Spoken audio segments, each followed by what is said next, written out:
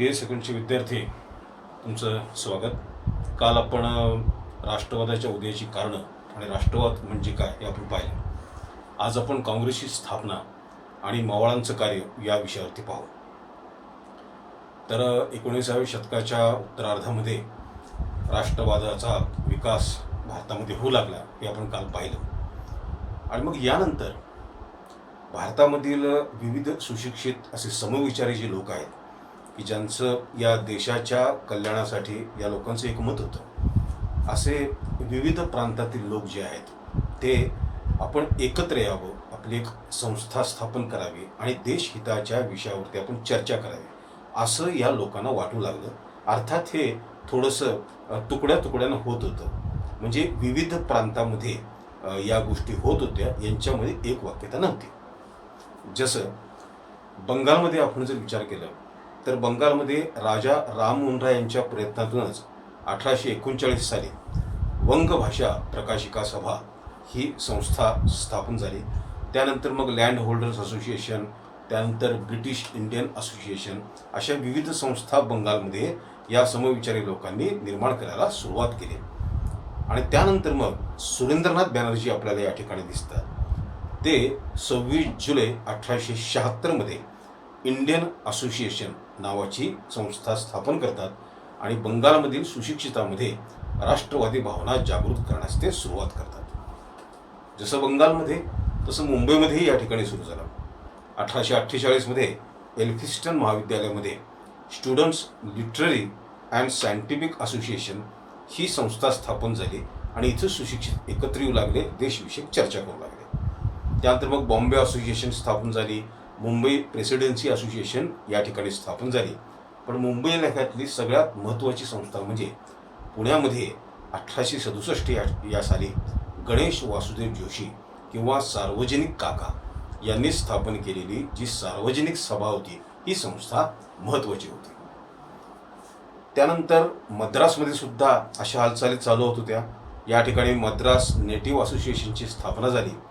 मात्र महत्त्वाचं म्हणजे रंगवा नायडू, सुब्बराव पंतलू, सुब्रमण्यम अय्यर आणि एस वीर राघवाचार्य यांनी मद्रास महाजन सभेची जी स्थापना केली, या मद्रास महाजन सभेनं मद्रास इलाक्यामध्ये मोठं काम केलं असं आपल्याला लक्षात येईल. म्हणजे 1885 साली जी पुढे राष्ट्रसभा स्थापन झाली त्याच्या अलीकडे कितीतरी वर्षापासून आपल्याला दिसून येईल की भारतामध्ये विविध प्रांतात संस्था निर्माण होत होत्या, झालेल्या होत्या.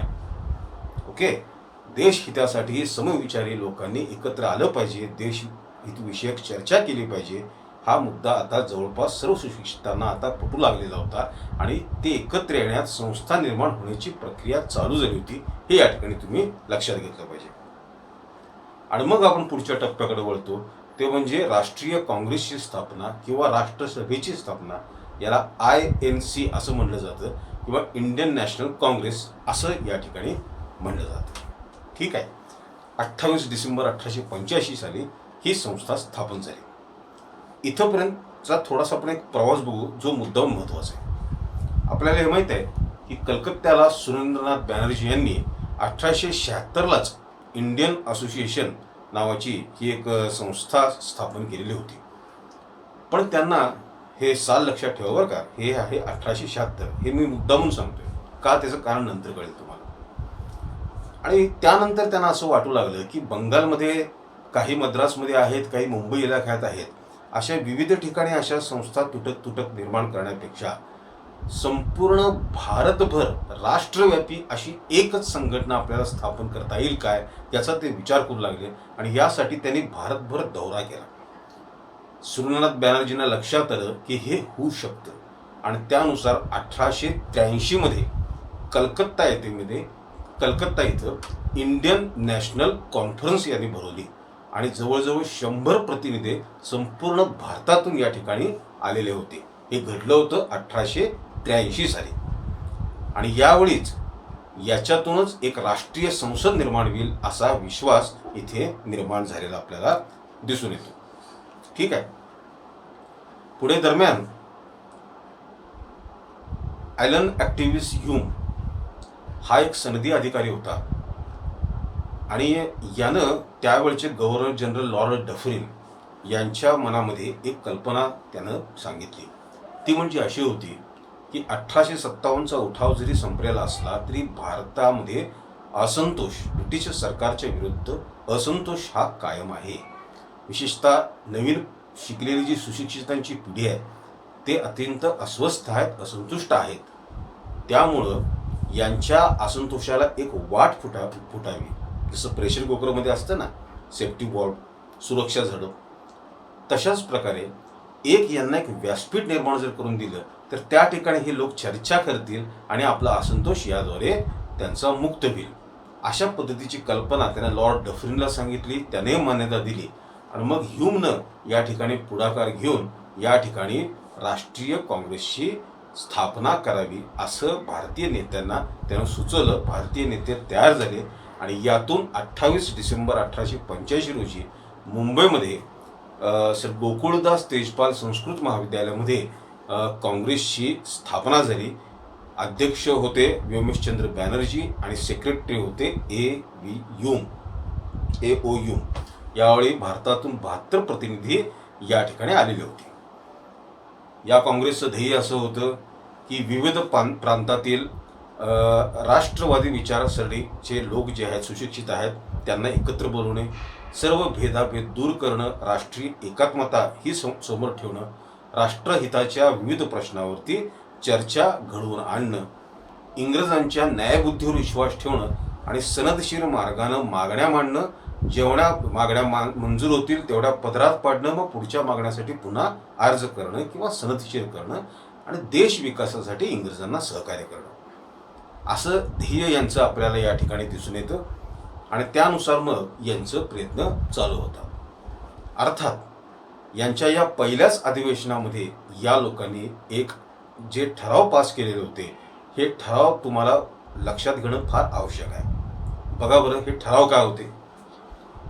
राज्यकारभाराच्या चौकशीसाठी भारतीय प्रतिनिधी असणारे रॉयल कमिशन नेमावे, भारत मंत्र्यांचे इंडिया कौन्सिल पद रद्द करावे, विधिमंडळामध्ये लोकप्रतिनिधींचा सहभाग करावा, त्यांच्यासमोर अंदाजपत्रक मांडलं जावं, त्यावर हे प्रश्न विचारतील ते ऐकून घ्यावेत, सिव्हिल सर्व्हिसच्या परीक्षा या इंग्लंडप्रमाणे भारतातही घेण्यात याव्यात आणि वयोमर्यादेची अट घालू नये आणि लष्करी खर्च वाढवू नये, हे यांचे ठराव होते. आता याच्याबद्दलची चर्चा आपण नंतरच्या सेगमेंटमध्ये करू. हे जे लोक आहेत, या लोकांमध्ये दादाभाई नौरोजी, फिरोजशाह मेहता, दिनशा वाच्छा, न्यायमूर्ती रानडे ही अशी मंडळी यामध्ये दिसतात. या लोकांना मवाळ असं म्हणलं जातं. आणि मग यांचं कार्य आपण बघू. सर्वप्रथम म्हणजे पहिलं कार्य म्हणजे अधिवेशन. राष्ट्रीय काँग्रेसनं एक तत्व समोर ठेवलेलं होतं की दरवर्षी आपण एकत्र यायचं, म्हणजे अधिवेशन घ्यायचं, डिसेंबर महिन्यात यायचं आणि भारतातील विविध प्रांतामध्ये हे अधिवेशन घ्यायचं. ही अतिशय महत्त्वाची गोष्ट होती, कारण त्यातून त्या त्या प्रांतातील स्थानिक नेतृत्व आहे त्याला संधी मिळाली असते. दुसरं यांचं कार्य म्हणजे राजकीय जागृती वाढवण्यात यश.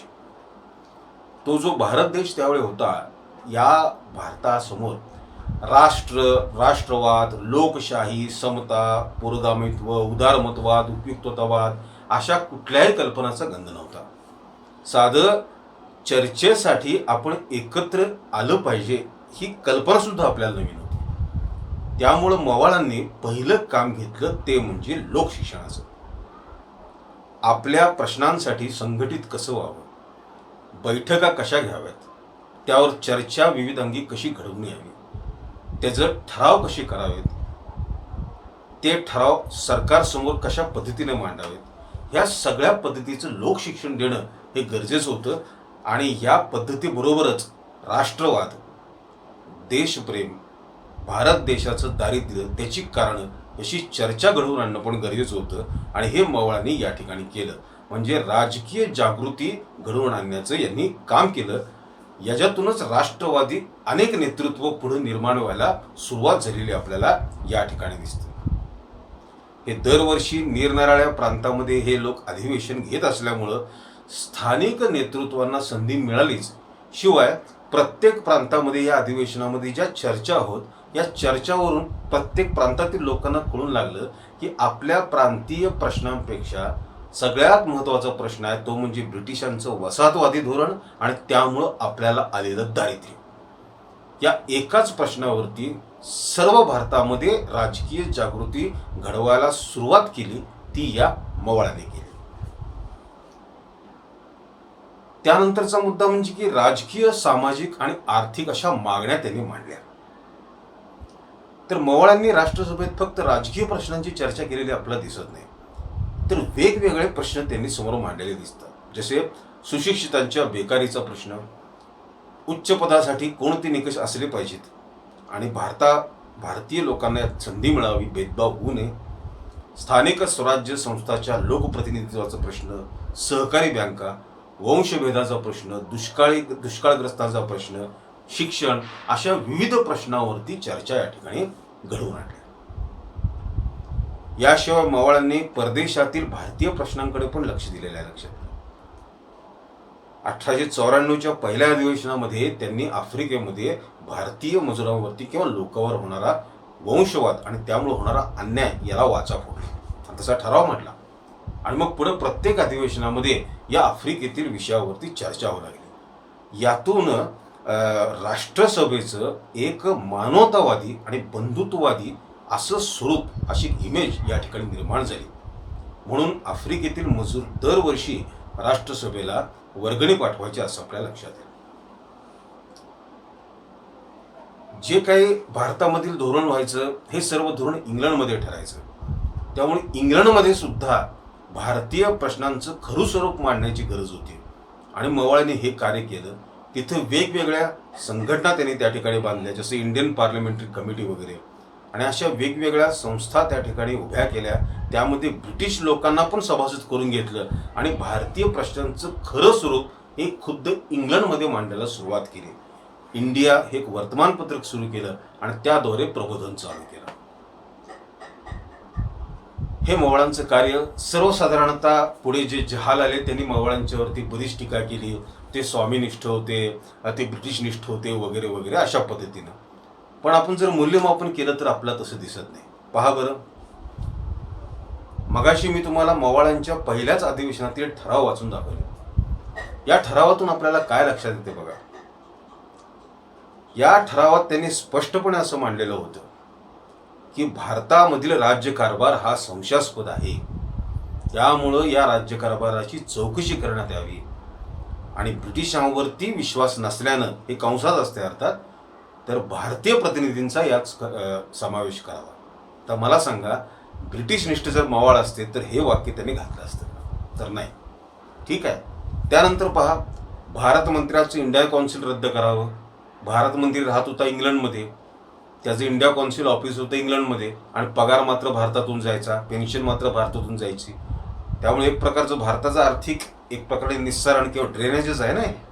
भारताचा पैसा भारताच्या कल्याणासाठी खर्च व्हायला पाहिजे, इंग्लंडमध्ये का खर्च व्हावा? म्हणजे हा शोषणासंदर्भाचा मुद्दा या ठिकाणी आपल्याला दिसून येतो आणि तो यांनी पुढं ठामपणे मांडलेला आहे. त्यानंतर बघा, विधिमंडळात लोकप्रतिनिधींचा समावेश करावा. म्हणजे काय की भारतीय लोक राज्यकारभार करण्यास पात्र आहेत हे त्यांनी ठामपणे सांगितलं. स्पर्धा परीक्षा भारतामध्ये घेण्यात याव्यात, म्हणजे प्रशासन करण्यासाठी भारतीय माणूस योग्य आहे अशा पद्धतीनं त्यांनी सांगितलं. म्हणजेच मवाळांचे जे ठराव आहे त्या ठरावावरच आपल्या लक्षात येतं की मवाळांचा ब्रिटिशांवरती विश्वास वगैरे जो काय होता ना, ते फक्त एक दिखाऊ होता. खरं तर त्यांना ब्रिटिशांचं वसाहतवादी धोरण पूर्णपणे समजलं होतं आणि त्यांना घालवायचंच होतं. फक्त काय आहे की इंग्रजांच्या दडपशाहीच्या स्मृती ताज्या होत्या. 1857चा उठाव अपयशी ठरलेला होता. त्यामुळं टप्प्याटप्प्यानं आहिस्ते आहिस्ते यांना मार्गक्रमण करणं गरजेचं होतं, लक्षात घ्या. शिवाय भारतीय जनमानस हे काही यांचं शिक्षण झालेलं नव्हतं, म्हणजे राजकीय शिक्षण ज्याला आपण म्हणतो ते झालेलं नव्हतं. राष्ट्रवाद अजून रुजायचा होता. त्यामुळे हे लोकशिक्षण करणं ही सगळ्यात महत्त्वाची मवाळांसमोर जबाबदारी होती. आणि हे सगळ्या मोठ्या जबाबदारी पार पाडताना मग राजे लोक जे होते त्यांना जरा चुचकारून बाबा त्यांचं कौतुक करून वगैरे चाललं होतं, पण ते काय निष्ठावान होते अशातला भाग नाही. हे या ठिकाणी महत्त्वाचं आहे. आणि मग शेवटचा मुद्दा जो होता तो म्हणजे असा की राष्ट्रसभेच्या स्थापनेबद्दल एक वाद असा असतो, एक केला जातो निष्कारण, तो म्हणजे ह्यूमनं सांगितलं म्हणून राष्ट्रसभा स्थापन झाली, म्हणजे इंग्रजांनी राष्ट्रसभा स्थापन केली अशी एक टीका ही या राष्ट्रसभेवर होत असते. तर याला काय फारसा अर्थ नाही. लक्षात घ्या, ह्यूमनं जरी प्रयत्न केले नसते, ह्यूम नसताच तरी सुद्धा राष्ट्रसभा स्थापन झालीच असते. लक्षात. तुम्ही म्हणाल कशावरून, तर बघा ते साल सगळे आठवून बघा. सुरेंद्रनाथ बॅनर्जींनी 1883 सालीच इंडियन नॅशनल कॉन्फरन्स बोलवलेली होती. भारतामध्ये सगळीकडे संस्था स्थापन झालेल्या होत्या आणि बॅनर्जींनी हे 1883 मध्ये ही जी नॅशनल कॉन्फरन्स बोलवली त्याला 100 प्रतिनिधी आलेले होते. म्हणजे भारताची पूर्णपणे तयार होती की एक राष्ट्रव्यापी संघटना करायला आम्ही समर्थ आहोत. एक राष्ट्रीय संसद पण यातून निर्माण होईल असा पण एक विश्वास त्यावेळी आनंद मोहन बोस यांनी त्या 1883च्या कॉन्फरन्समध्ये मांडलेला होता. म्हणजे 1885च्या अगोदर 2 वर्षापूर्वीच भारतीयांनी राष्ट्रव्यापी संघटनेचा एक प्रयोग केलेला होता, तो यशस्वी झालेला होता. जरी ही 1885 साली स्थापन झाली नसती तरी 86 साली का होईना पण ती स्थापन झालीच असती. त्यामुळे इंग्रजांमुळे राष्ट्रसभा स्थापन झाली हा एक आरोप, आणि दुसरं मवाळ हे राजनिष्ठ होते, हे दोन्ही आरोप चुकीचे आहेत हे तुमच्या लक्षात येईल. धन्यवाद.